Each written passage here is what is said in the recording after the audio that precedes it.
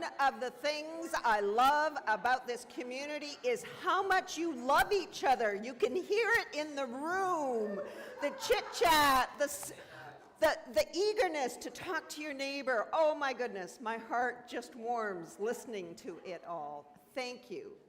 Thank you. Welcome. Welcome on this Easter Sunday. Welcome to all who seek renewal in a weary world. Welcome to all who come with love and courage to share. Welcome to those who worry for the future and those grateful for today. Know that in this time and this place, you are not alone. Together we share our strength and keep the flame of love alive. My name is the Reverend Samaya Oakley, and my pronouns are she and hers. Whether you are new to us this morning or you've been returning for many a time, I'm so glad you are here. Your presence matters, not because it's expected, but because you freely give it to this community. This month, we are delving into our overarching question of what are we going to do together by looking at it through the lens of acting courageously. What risks must we take to live out our values? And today, on Easter morning, we focus that even further to what stones might we be called upon to help roll away. Today, we acknowledge our Treaty 7 friends, and I've borrowed this from the Calgary Library, so it's an participatory land acknowledgement. So, the Blackfoot who met at Elbows Bend, join me. Foot who met at Elbows Bend, and the Tsutsina from the Beaver Clan. You get the flapping of the beaver tail, right? And the Iahota Stony Nakota Nation, who live in the mountain lands. The Iahota Stony Nakota Nation, who live in the mountain lands. And the Otimsawak Districts 5, and I'm going to teach you a bit of sign language. People go 6, that's not sign language. It's much more expedient to go 6. Bring your thumb and your pinky together, and that is number 6 in sign language. And this is 7, in case you're curious. And this is 8, and this is 9. There you go, you got your ASL moment this morning. I do want to say that to acknowledge this land is to honor that these nations continue to be here, speaking, creating, and caring for this land from time immemorial to all the way to today. Their presence reminds us that culture, language, and connection to the land endure despite the harms of colonization. And by naming this truth, we take a movement forward towards reconciliation, a renewal of relationships, a commitment to repair broken promises, and it calls to us to live with care, respect, and shared responsibility. So on this Easter morning, we invite you to notice the stories that you carry, the stories of fear, the stories of hope, the stories of love. Some may feel like stones that we've carried on for far too long, stones that sit between our pain and what's possible. So as we gather today, as we sing and we listen, notice those stirrings within you. In community, we practice together, supporting one another as we find the courage to move what once felt immovable and make room together for a new life to emerge. Please join us in our opening song, Circle of Song.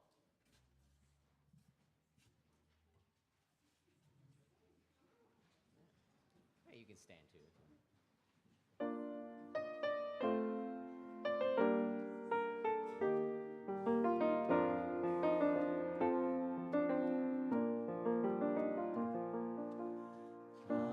Join with me in the circle of song.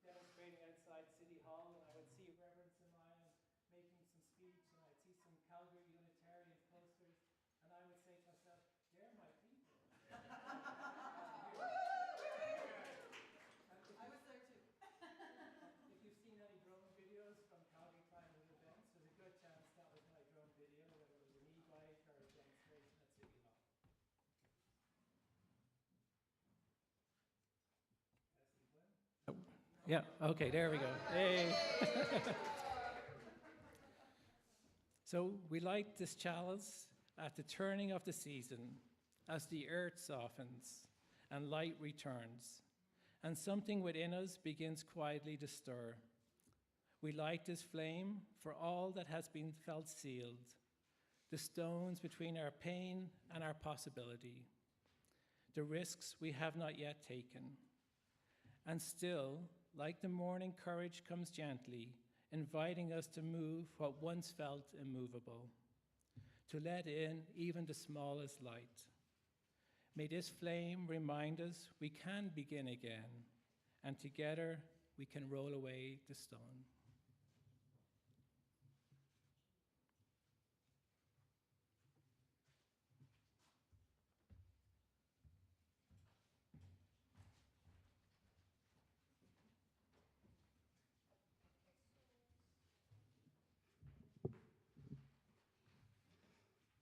Good morning.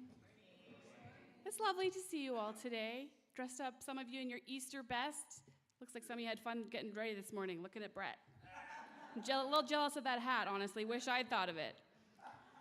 My name is Rachel Smith. I'm the Director of Religious Education here at Calgary Unitarians. My pronouns are she and they, and I've been assured that my joke is especially terrible today. What is the favorite music that bunnies like to listen to? Bunnies. Hip hop!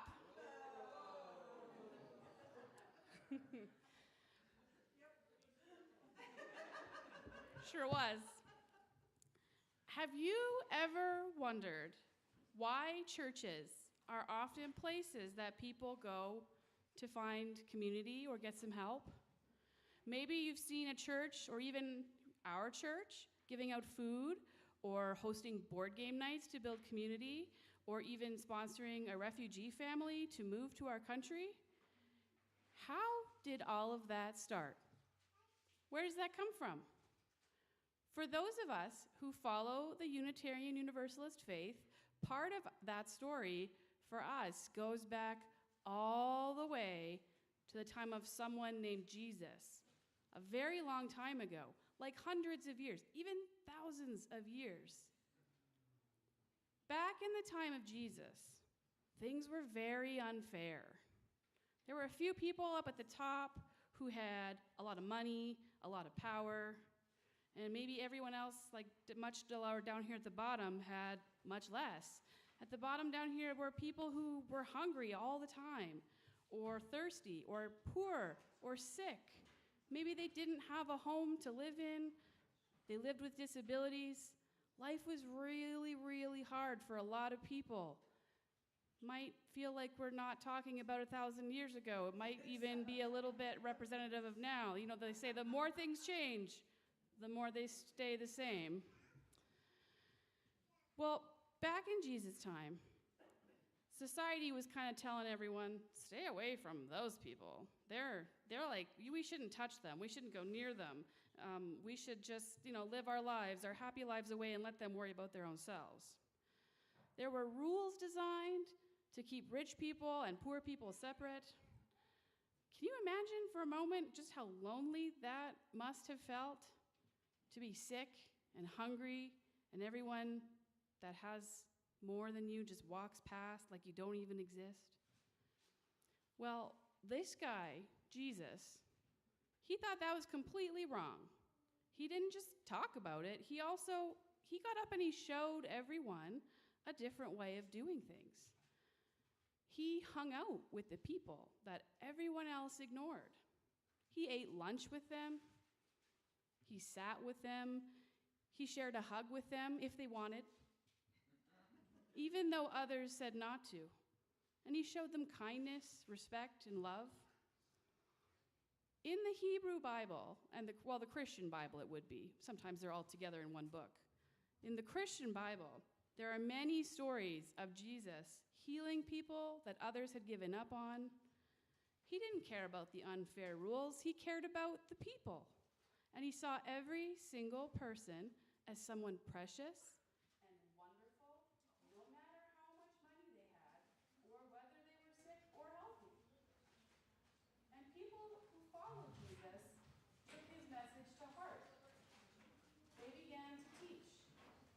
someone is thirsty, give them a drink. If they're hungry,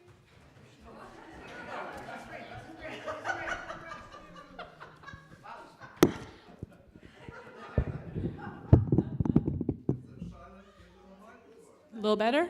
Ooh, there it is. Our AV crew is getting their steps in this morning. Congratulations. All right, we'll keep going. We'll see how much of that everyone heard. So the people who followed Jesus, they took his message to heart. They began to teach if someone is thirsty, give them a drink. If they're hungry, share your food. If they don't have enough money, help them get what they need. If they don't have a safe place to live, offer them a safe place to live. If they're sick, help them find a doctor. If they have a disability, lend a hand in a way that respects them and a way that they say they need help. Something that's really important here at Calgary Unitarians is that we are also a congregation of principles. We've got 8 of them. Our 8th principle calls us to dismantle racism and other oppressions. Now, churches are made up of people, human people. And human people make mistakes. Sometimes churches have hurt people instead of helping them. Sometimes people have been left out or treated unfairly. Jesus taught love, welcome, and respect for everyone. He was all about dismantling racism and oppressions. So when we follow his example, when we take time to notice that harm is occurring or that something is wrong, we say so. If we cause a bit of harm, we say sorry. We are going to do better. We are here to repair any hurt that we cause. And then we work every day to be kind, welcoming, and fair.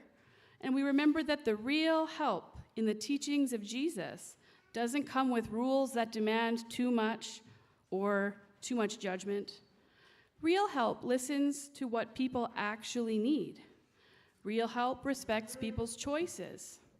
And real help lets people lead their own lives and make their own decisions. Because the best kind of help is not about being above anyone else or being the most important person. It's about standing right next to them, like Jesus did, and saying, "You matter. I see you. Let's figure this out together." Every single person, no matter how much money they have, whether they're sick or they're healthy, what their body looks like or who they love, they have wonder and beauty inside them. And when we see someone who needs help and we offer the kind of support that they've asked for on their terms, that is something sacred. That's when we create a little bit of heaven that can shine right here on earth. Not a heaven where some are saved and others are left behind, but one where everyone already belongs. Now, to leave you with that, I would like to invite you. We're going to sing the children down with Jane Perry's Circles of Love, I believe. There are a couple of new faces. I've talked to some of you. If your kids are wanting to join, feel free to come on down. If they need to stay with you here, that's totally all right. And now I invite you to sing us down. Thank you.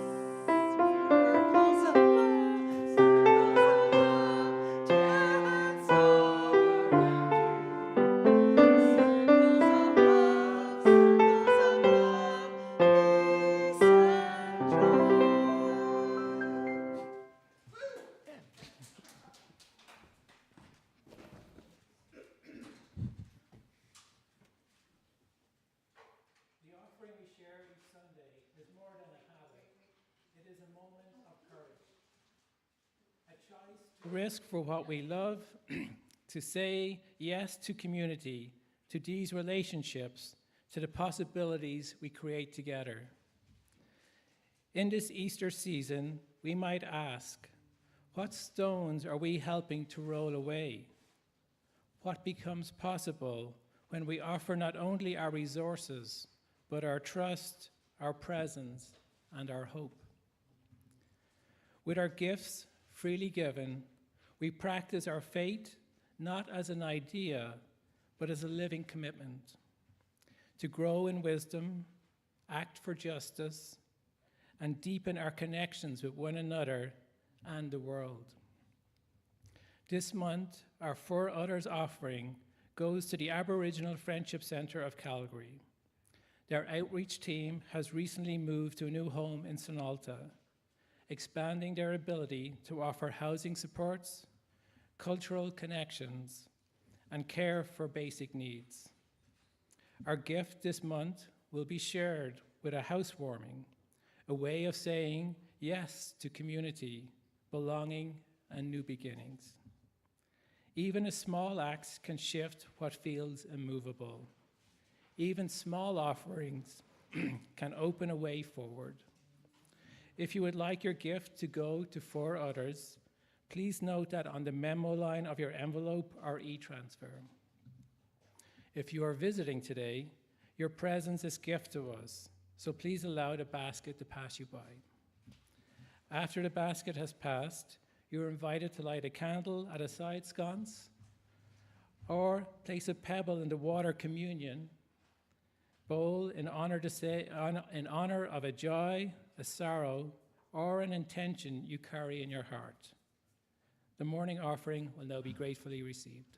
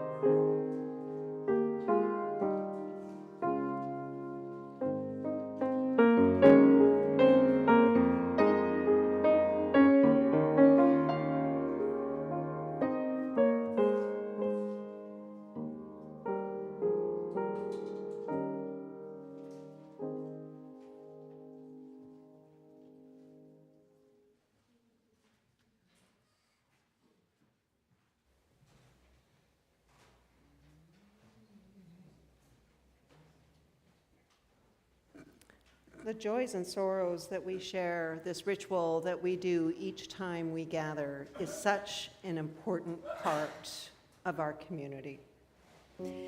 It is by sharing our joys and our sorrows that we practice the courage to roll away the stones that we carry in our hearts. Naming what we carry opens us to connection, allowing light and possibility and hope to enter.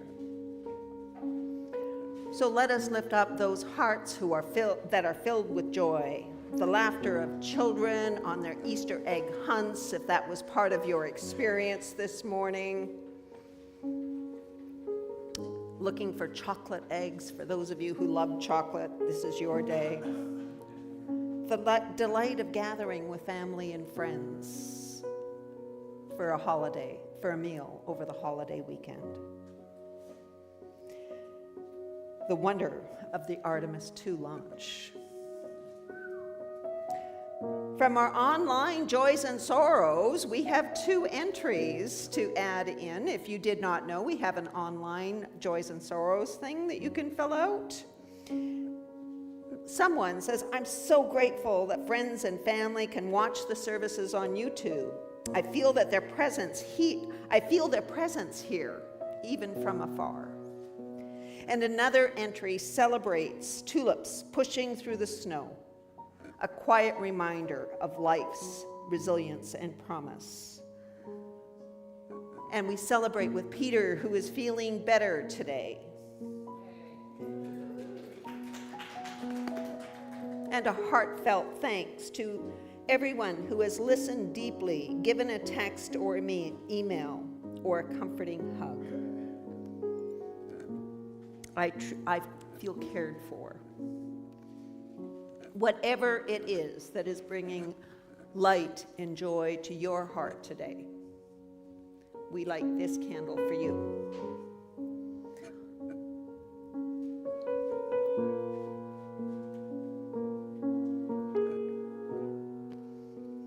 Let us also hold those whose hearts are tender or heavy today. Those navigating strained relationships, those facing health challenges, whether physical, mental, or emotional.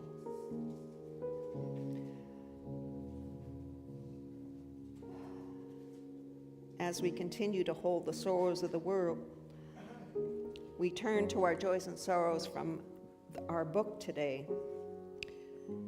And a couple of weeks ago, someone wrote a reading that was made for us to acknowledge the Islamophobia in our society and around the world. I would also like to offer an acknowledgement of the horror of anti-Semitism in our society and around the world, especially in Toronto, where Jewish members of my family live. And finally, in addition to these 2 groups, I want to acknowledge all racism, bigotry, and hatred against any groups in our society and around the world. We also send healing thoughts and energy for our friend Jody Sharma, who had a hip replacement this last week. Thank you, Mitch and Duff, for that. And let us hold Catherine Burwash in our hearts. Catherine was recently diagnosed with a hole in her macula in her left eye. She needs surgery and has a consultation with an eye surgeon in late May. She appreciates wishes, prayers for health, ease, and patience. Whatever sorrow you carry in your heart, we light this candle for you. We are having challenging difficulties with candles today.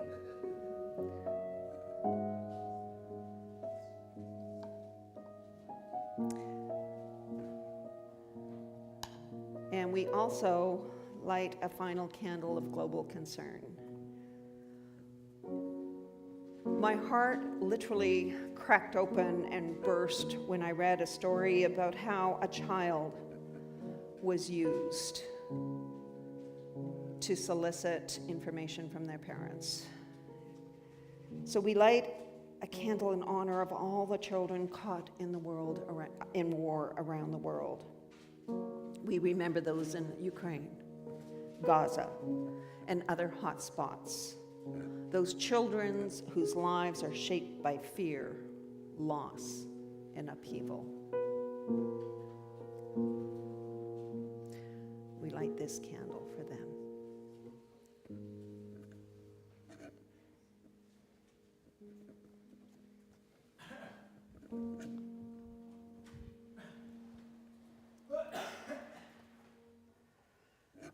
So as we move into our time of meditation or contemplation, however you phrase it in your mind, we'll listen to contemplative words. Sit together in silence for 2 minutes, after which Matthew and Susan will bring us out of silence by singing our hymn number 1048, Ubi Caritas. If you like the music, you can turn to our teal hymnal and mark it with your thumb or your order of service so it's at the ready. The words will also be projected for you if you would like to sing. You can join with them in singing the song, or you can just allow the music to bring you back into this space. For now, though, let's take a moment to reflect on the stones that we carry, the fears, the doubts, the walls that we have that keep us from being fully seen. These stones may feel familiar, protective, even necessary, and they weigh on our hearts, keeping light and connection at bay. I invite you to imagine one such stone before you, heavy, steadfast. And if you can, with your mind's eye, imagine gently rolling it aside, feeling what shifts when you allow someone to see your authentic self, your hopes, your wounds, your laughter, your longings. Notice the subtle shifts in your chest, perhaps a quiet widening in your heart. This is the freedom of being known. Courage does not roar. Courage whispers, steady and sure, I will risk being seen. I will risk connection. Even a small act of letting yourself be known, even for a moment, is an act of bravery. Let that courage ripple through your body, your mind, and your heart like a gentle wave, soft but unstoppable. As we sit together in silence, I invite you to notice your breath, the stirrings of your heart. Notice the stones that you might roll away and the lightness that comes when you do. My dear ones, let us enter the reverent space of silence.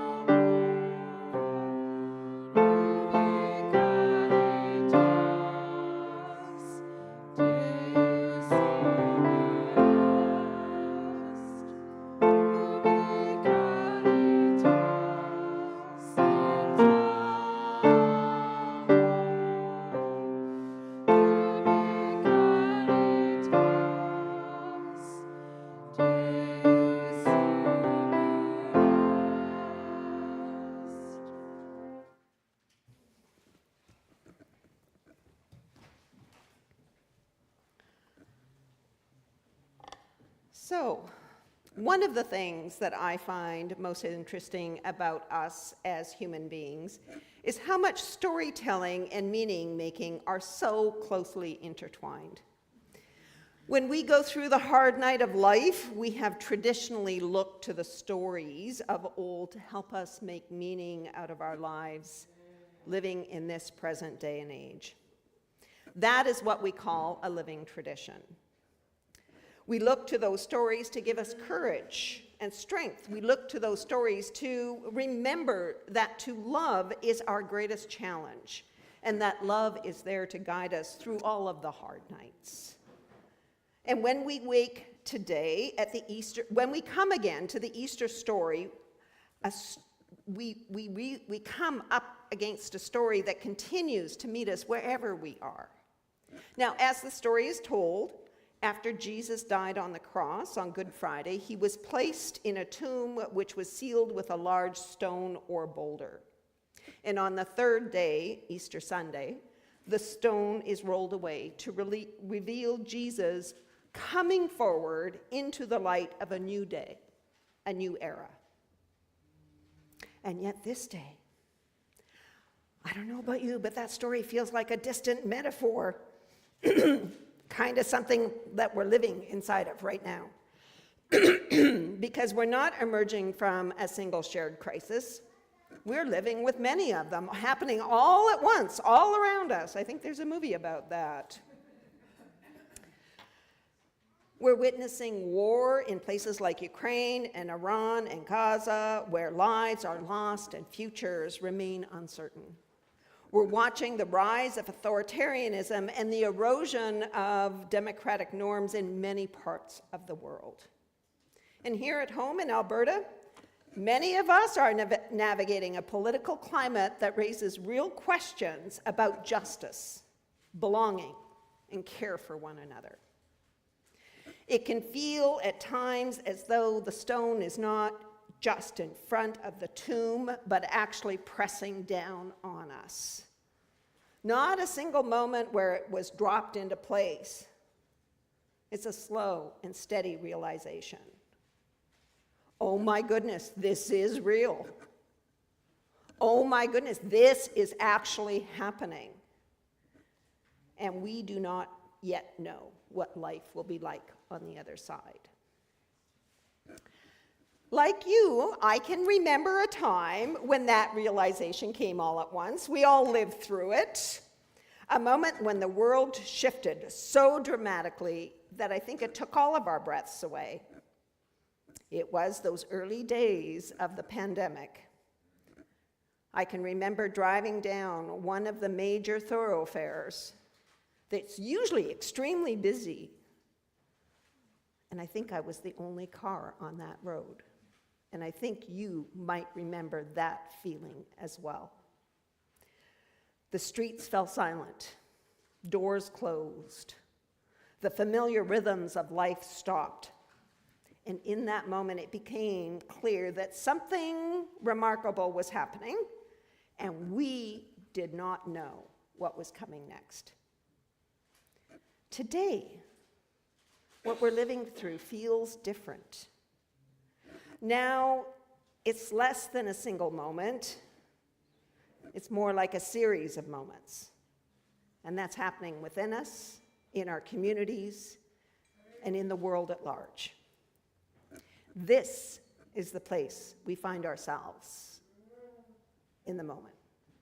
This in-between state, as Susan reminded me a couple of weeks ago when I did a service on standing in the in-between times, is actually a theological term, and it's called liminal space. Richard Rohr, a Roman Catholic priest, author, and writer, talks about this liminal space as a place where all transformation takes place. We have to allow ourselves to be drawn out of business as usual and remain patiently on the threshold. We're kind of betwixt and between the familiar and the completely unknown. To give you an example of what I mean, think about a caterpillar as it enters a state called chrysalis. What happens inside is actually astonishing. It does not simply grow wings. It completely lets go of the form it has known, becomes into a kind of formless, living, murky, mushy state. The body that once inched along the leaf and the limb completely breaks down. What was familiar is no longer there. In this space, that being is neither caterpillar or butterfly. It's something in between, a tender, shifting mystery. And yet, within that seeming unmaking, there are clusters of cells, quiet, persistent, holding the memory of what could be, guiding transformation towards something new. It's a process of surrender and becoming, of losing one's shape before another can emerge. And perhaps this is what it all means in our own lives, to begin to roll away the stone, to trust that even in the breaking down, even in the not knowing, something already within us is stirring toward new life. Like it or not, we are in that space now. We have been placed in this time, not by choice, but by life itself. A time to pause, turn inward, feel the full weight of it in our hearts. Here is our sadness, our grief, and our quiet despair. Not burdens to hide, but reminders that we are alive, that we notice, that we care, and that we're connected. And if you feel that fear and that uncertainty, that overwhelm, let it be a signal, not of weakness, but of a heart open to the world, a spirit awake to what really matters. We are here in this tomb of our own making, yet even here there are cracks of light, moments that break our hearts in another way, a gesture of kindness, a word of courage, a hand stretched across the distance. It is tender, vulnerable work, this rolling away of stones. And in it, courage grows. In it, possibility takes root. In it, hope whispers that new life is waiting to be born, and that together we can open ourselves to its beauty and power, to what is yet to come. Brother David Steinrast, a Benedictine monk, author, and spiritual teacher, came of age in a world shadowed by Nazism and the Second World War. As a teenager, he witnessed fear, displacement, and moral upheaval, experiences that shaped his belief in the importance of pausing, noticing, and finding meaning, even in suffering. In times like this, he advocates for the simple yet profound practice of stopping and fully attending to the present moment. Stop. Notice the moment. Become aware of the connection between past and present and future. And in that space, simply notice. Because what we do in that moment matters. It matters whether we turn away or toward, whether we close down or reach out, whether we allow fear to seal the stone more tightly, or whether we begin, even gently, to loosen it. I invite Adrian to come forward to read a reading by Bob McKechnie.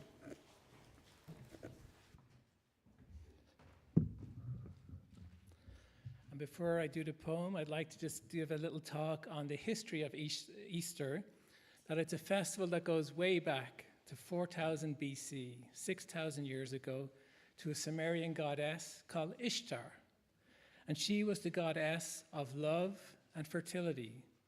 And the symbols of that festival were eggs and bunny rabbits, symbols of fertility. And that festival always took place on the first full moon after the spring equinox. And Easter Sunday is the first Sunday after the first full moon after the spring equinox. So it's on the lunar calendar that existed back in Sumerian times. Rolling Away the Stone, an Easter reflection by Bob McKechnie. The stone is not an argument here, not proof of anything beyond the weight and closure. It is simply what was placed between what hurt and what might still be possible. Inside the air is stale with endings, conversations cut short, plans folded back into themselves, names spoken now only in memory. We have all stood at such entrances, hands uncertain, unsure whether to seal them or dare to open them again. Morning does not ask permission. It arrives quietly, touching the edges of things we thought were finished. A small shift, not a miracle, not a spectacle, just enough light to reveal that the outline has changed. The stone, once immovable, is not gone so much as displaced, rolled just far enough to let breath return.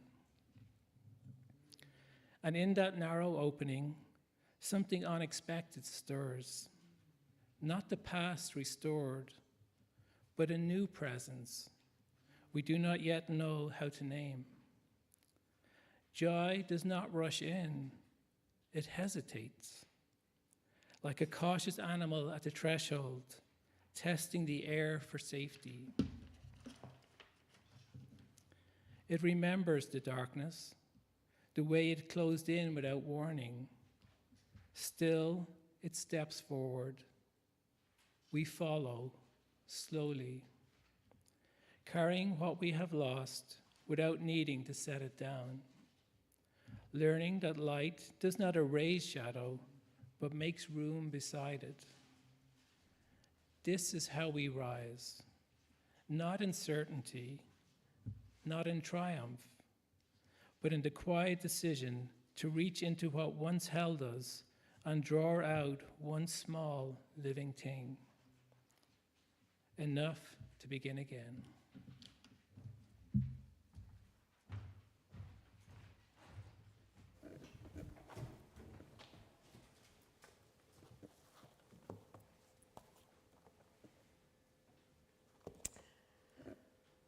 So the story of Easter is a story of hope, of the promise of a new life.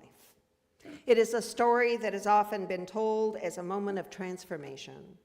The stone rolled away, the tomb opened, and a new day was revealed. But perhaps for us, it is also a story about what it takes for that moment to come. Because the truth is, we do not know when the stones of this world will be moved. We do not know when the wars will end. We do not know when justice will finally take root. We do not know when the systems of harm will give way to something more life-giving. Instead of waking this morning to a world fully transformed, we find ourselves in the midst of it, in an extended time of uncertainty, of tension, of becoming. And so the question shifts. Not when will the stone be rolled away, but what is ours to do while it's still there. What we can do in this time is not simply wait for the world to change, but to prepare ourselves through practice. Remember, spiritual practice. I keep hammering on about it. Do you have one? If not, find one. It can be a mantra as you brush your teeth. Whatever it is, going for a walk, petting your animal, meditating, whatever works for you, have one. It matters that you do. We can also take deliberate time to remember the past, both its joys and its sorrows, allowing ourselves to feel the weight of what no longer serves life and to gently release it. And in so doing, we honor our history without letting it define the limits of our future. We can take deliberate time to be fully present, to notice the stirrings within our own hearts, the subtle shifts in our thoughts, and the rhythms of the world around us. And by paying attention in this way, we find the courage to meet what is here in front of us with clarity, with care. And we can take deliberate time to imagine the future, not as something that will happen to us, but something that is already happening. It's being shaped with every choice we make, every act of kindness and care that we extend. So we can remember the stories that we carry, the chronicles of generosity, of courage and compassion, both ours and shared with us, because they are guides to what is possible. They remind us that even in the midst of uncertainty, we have the capacity to roll away the stones, to open ourselves to new life, and to co-create a world shaped by care, courage, and love. They show us what kind of world we are already beginning to build. The Easter story reminds us that stones can be moved, and that it is not a solitary act. It is something we do together. Together we speak truth. Together we show up for one another. Together we take risks, small and large, to live into the values that we claim. That is the promise of the Easter story for us as Unitarian Universalists. Not that transformation is guaranteed, but that it is possible. And that possibility lives in us, in our willing to love, in our courage to act, in our commitment to one another and to the wider world. So let us carry this message of courage and hope within us as we begin to roll away the stone. Amen. Namaste. Blessed be. Please stand and bow your spirit and join us in our closing hymn, number 1008, When Our Heart is in a Holy Place. I think I covered everything on that one.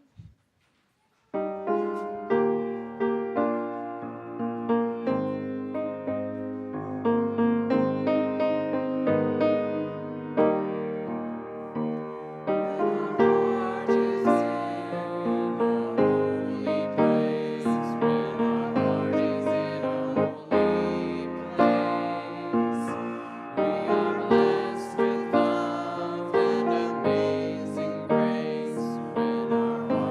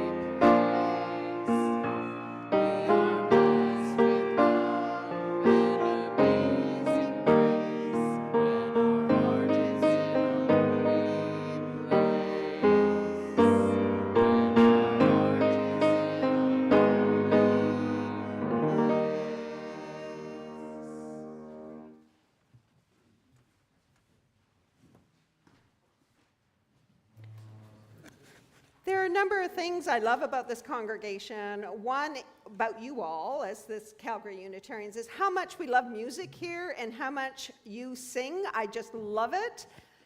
And the second thing is how kind you are to each other. I've rarely experienced a community that is that kind. So thank you for that kindness. Go from this place with courage blazing in your hearts. Roll away the stones that bind you, the fears that silence you, the walls that hide the truth. Move boldly into the light of new beginnings, and let your presence be a witness to love, justice, and hope.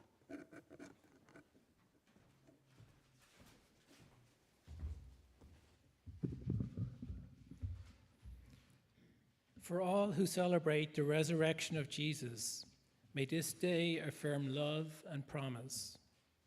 For all who see the turning seasons, life beginning anew, may you breathe deeply of hope. For all who carry despair, may the darkness open a doorway to light and remind you of the freedom and courage brings. Rolling the stones aside together reminds us we are stronger than we are alone.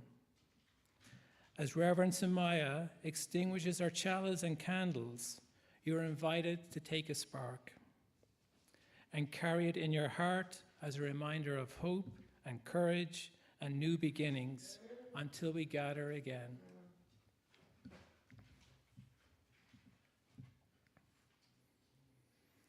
Thank you for being here today. Whether you're visiting, returning, or new to our community, your presence matters. You help create a place where everyone has a home to belong to learn, to reflect, and to act with care, patience, and courage. And thank you to everyone who helped create the Sunday service, from those in the AV booth, those providing hospitality and ushering and providing music, and most of all, to all of you for being here. For those joining us online, the AV team has shared a link so you can connect with one another. And before you head off, we all want to wave hello. We see you, and we're glad that you're here. For those here in person, head over to Wickenton, just a step out of the sanctuary for tea, coffee, and refreshments. If you're curious about what membership means in our congregation, Reverend Samaya and the membership team would love to welcome you in room 4 at noon. Curiosity very much encouraged, prior expertise not required, and newcomers and people who have been here for years are all welcome. As you go into your week, may the Spirit of this morning go with you. Let your care, attention, and presence ripple outward, carrying the world's burdens with compassion and moving the stones that block possibility. Together, in courage and shared care, we nurture a world where love, hope, and justice can flourish.